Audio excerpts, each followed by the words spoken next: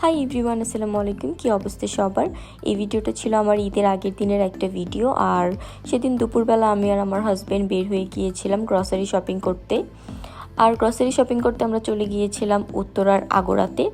বিয়ের আগে আমি সব সময় গ্রসারি শপিং আমার বাসায় করতাম, আর আমার গ্রসারি শপিং করতে অনেক বেশি ভালো লাগে। আর বিয়ের পরেই প্রথম আমি আমার হাজব্যান্ডের সাথে আসলাম। আমি মেনলি ঈদের দিন সকালে কিছু ডেজার্ট বানাবো, যার জন্য কিছু জিনিস লাগতো, আর আমি লিস্ট করে নিয়ে এসেছি। সো আমি আমার প্রয়োজন অনুযায়ী সব কিছু নিয়ে নিচ্ছিলাম, আর আম্মুরও কিছু জিনিস ছিল সেগুলোও নিয়ে নিলাম।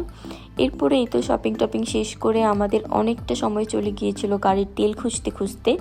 তো আমাদের মনে হলো যে আজকে বাইরে ইফতার করতে হবে, কারণ একদম ইফতারের শেষ সময় চলে এসেছিল। তাই আমরা চলে গেলাম কেএফসিতে। আর আমার চিকেন ফ্রাই খাওয়ার অনেক বেশি ক্রেভিংস হচ্ছিল, তাই কেএফসিতে চলে গেলাম। আর যাওয়ার পরে দেখলাম যে এখানে অনেকগুলো অফার চলছিল, প্রত্যেকটা বাকেটের উপরই buy one get one free ছিল।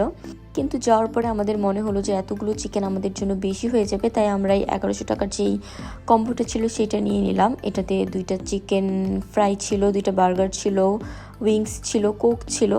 সো আমাদের মনে হয়েছে যে এটাই আমাদের জন্য পারফেক্ট হবে। এরপরে আমরা অর্ডার দিয়ে এখানে বসে গল্প করছিলাম। আর আজকে মোটামুটি খালি ছিল, মনে হয় সবাই গ্রামে চলে গিয়েছে। দেন আজানের একটু আগে আমাদের খাবারটা সার্ভ করে দিল, আর আমরা ওইখান থেকে খাওয়া দাওয়া শেষ করে নিলাম। এরই মধ্যে দেখলাম যে বাইরে অনেক জোরে বৃষ্টি হচ্ছিল, একদম ঝড়। তো খাওয়া দাওয়া শেষ করে আমরা বের হলাম। বের হয়ে দেখলাম যে মোটামুটি বৃষ্টি থেমে গিয়েছে, জাস্ট গুড়ি গুড়ি বৃষ্টি পড়ছিল, আর ওয়েদারটা অনেক বেশি ঠান্ডা ছিল।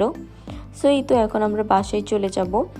আর বাসায় যেয়ে কিন্তু আমি আমার ঈদ শপিং হল ভিডিওটাও বানিয়েছি। সো কারা কারা আমার ঈদ শপিং হল ভিডিও দেখতে চান, আমি ঈদে কয়টা ড্রেস নিলাম বা কী কী ড্রেস নিলাম, সেটা দেখতে হলে কিন্তু অবশ্যই কমেন্ট করে জানাতে হবে, আমি ভিডিওটা আপলোড করে দিব।